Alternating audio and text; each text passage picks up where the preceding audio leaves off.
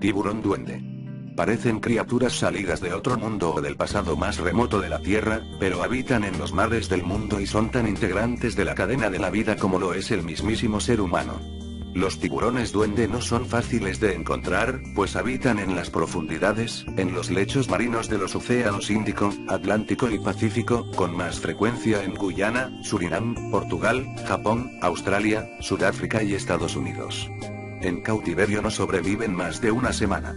Como viven en lugares donde no llega a la luz del sol, para poder alimentarse, los tiburones duendes poseen unos órganos sensoriales en su hocico que detectan las ondas eléctricas y a través de ellos pueden localizar sus presas, que consisten en peces, cangrejos, crustáceos, pulpos y calamares, entre otros. El tiburón duende es un organismo muy extraño. Su coloración va del rosa al gris, muy diferente a lo que estamos acostumbrados a ver en un tiburón, pero no nos llamemos a engaños. No posee pigmentos rosados en la piel, sino que esta es transparente y puede verse la sangre a través de los conductos capilares. No solo la piel es rara en este animal acuático, sino que su cuerpo muestra características inusuales. Tiene un hocico alargado y aplanado, lleno de receptores sensitivos, llamados ampollas de Lorenzo. Su boca muestra una hilera de dientes afilados que nacen de una mandíbula protuberante, pero suave, que lo hace parecer una criatura fantástica. El tiburón duende tiene ojos muy pequeños, cuya función es menor puesto que la vida en las profundidades le ha desarrollado otros mecanismos adaptativos para percibir su entorno. Sin embargo, son una buena apoyatura para las ampollas, pues detectan movimientos y detalles útiles a la hora de capturar las presas. Se cree que existen muchos tiburones duende. Sin embargo, su interacción con el hombre es muy escasa.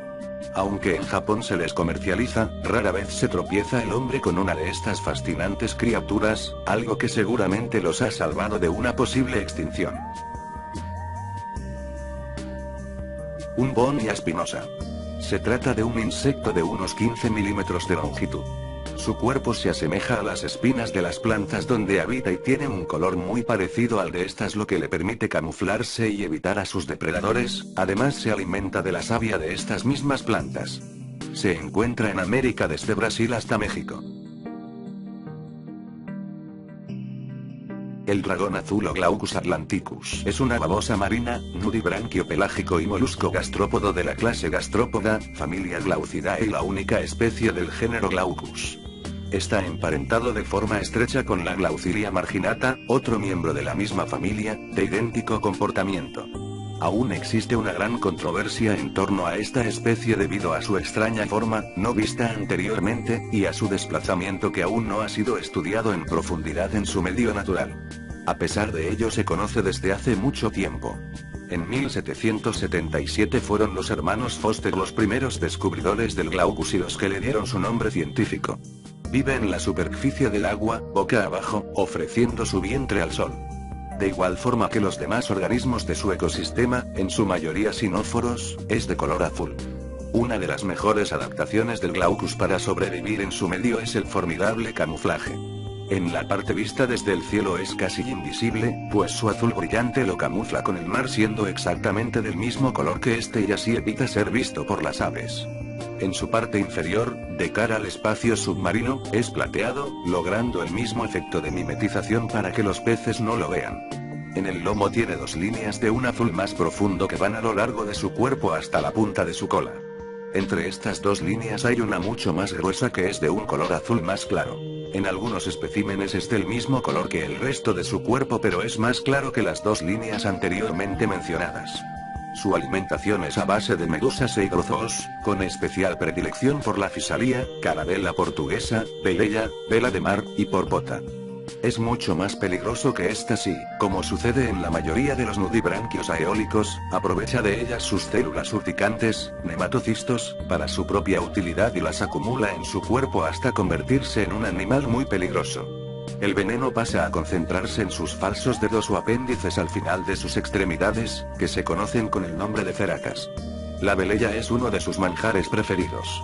Solo se acerca a la presa cuando realmente está hambriento y prefiere mantenerse libre en la superficie del agua. La armadura bucal del Glaucus se basa en unas mandíbulas bastante bien desarrolladas en forma de sierra. Se pueden contar 45 dentículos en el aparato de masticación. Cuando cierra la boca queda herméticamente cerrada como una cremallera. Posee lo que se denomina un hidroesqueleto, es decir, un líquido que soporta su cavidad corporal. Además, para mantenerse siempre a flote, acumula una burbuja de gas en su estómago.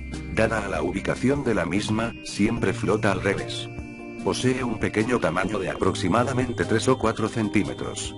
Y se caracteriza por poseer 6 extremidades que se ramifican en forma de rayos, que son las ceratas, y de las que las delanteras son las más grandes y gruesas. Se desplaza por las extensiones del mar abierto junto a toda una agrupación de organismos azules que conforman este sencillo ecosistema en equilibrio. Navegan al capricho del viento y de las corrientes del agua. Es muy poco probable sufrir la picadura de un Glaucus ya que vive en aguas oceánicas y es muy poco habitual que se encuentre en la costa a no ser que haya sido arrastrado por fuertes corrientes, vientos o tormentas. Su instinto depredador los hace territoriales y se han visto numerosos casos de canibalismo cuando están reunidos varios ejemplares y cuando hay escasez de alimentos. Como todos los nudibranquios, el Glaucus es hermafrodita, alternando el sistema reproductor masculino y femenino. El Glaucus presenta en su lateral izquierdo un orificio por el que sale una protuberancia, el pene, de forma curva y color blanco. Puede extenderse más de 60 milímetros, es decir, una mayor longitud que sus brazos que complican el acercamiento con su pareja para el apareamiento lateral. Como nido utilizan alguna madera a la deriva o el esqueleto de un animal muerto. Producen cadenas cortas de 10 a 20 huevos que flotan en la superficie hasta que las larvas eclosionan. Son pelágicos, viven en el océano Atlántico, aunque se han encontrado ejemplares en otros océanos, incluso en las costas australianas. Prefiere sobre todo las aguas templadas y tropicales por lo que es más frecuente su avistamiento en Mozambique y aguas sudafricanas. La polilla poodle. La polilla poodle o polilla caniche es posiblemente una nueva especie de artrópodo. Hasta ahora, se sabe que es una polilla del orden de los lepidópteros. Fue descubierta en Venezuela en el año 2009 por el biólogo Arthur Anker durante su visita al Parque Nacional Gran Sabana. Aún no hay datos taxonómicos ni ecológicos completos y aún no se sabe si es una especie independiente o es alguna subespecie de una ya existente. Por ahora, solo se le llama polilla poodle por su apariencia. Se nota un cierto parecido con la polilla muselina, Diapora mendica, la cual es una polilla del orden de los lepidópteros perteneciente a la familia de los árctidos. La cosa es que la polilla poodle fue hallada en Venezuela y la polilla muselina es exclusiva de Europa. El Dr. Klaus Schucker cree que esta polilla quizás sea una nueva especie. La polilla tiene lo que parece ser un pelaje de color blanco que nos hace recordar a la raza de perro poodle. Eso no es todo, sino que se ve algo esponjosa, su pelaje es algo denso y rizo. Sus alas también tienen vello blanco pero más corto. Posee 2 peculiares antenas de color dorado marrón con un extraño diseño, ya que se ve que están compuestas por finos vellos y están curvadas, se parecen a las pestañas postizas que utilizan algunas mujeres. Sus ojos son grandes y saltones en relación con su cabeza y son de color negro. Isópodo gigante. Los isópodos son una de las grandes familias de crustáceos con casi 4000 especies de isópodos descritas. Casi todos son marinos excepto algunos isópodos terrestres conocidos como bichos bola y las cochinillas de humedad.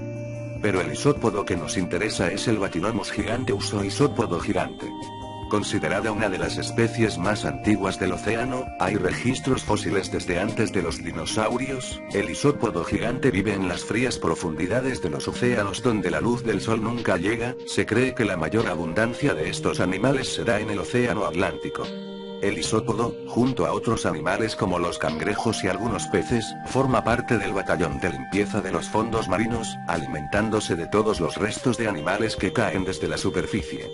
Aunque en ocasiones, si el hambre es insoportable y no encuentra restos de animales de los que alimentarse, puede pasar de carroñero a depredador devorando pepinos de mar, oloturias, y algunas esponjas. Dado que en la profundidad abismal la comida escasea, el isópodo gigante puede pasar meses sin comer, moviéndose lentamente para reservar energía, pero cuando encuentra comida, come tanto que incluso en ocasiones apenas puede moverse después del banquete. El nombre de isópodo gigante no es casualidad, ya que teniendo en cuenta que la mayoría de los isópodos no supera el centímetro de longitud, el isópodo gigante puede llegar a medir medio metro y pesar cerca de los 2 kilos. Curiosamente, cuando se sienten amenazados usan la misma técnica que sus hermanos terrestres, los bichos bola, y se enrollan sobre sí mismos formando una bola que el atacante es incapaz de abrir gracias a sus placas acorazadas. Su enorme tamaño es causado por el gigantismo de las aguas abisales, que no es más que una estrategia de supervivencia muy usada por los animales de esas profundidades, calamar gigante, cangrejo gigante y, para poder lidiar con las enormes presiones que tienen que soportar. Es decir, que al desarrollar cuerpos grandes, la presión se reparte mejor al tener más superficie corporal que en un animal pequeño donde toda la presión se concentra en un espacio corporal reducido, pudiendo afectar a los órganos internos de manera significativa. Gracias por ver la primera parte de estos animales extraños. Si te ha gustado el video, comenta, dale like, y suscríbete. Hasta la próxima. Gracias.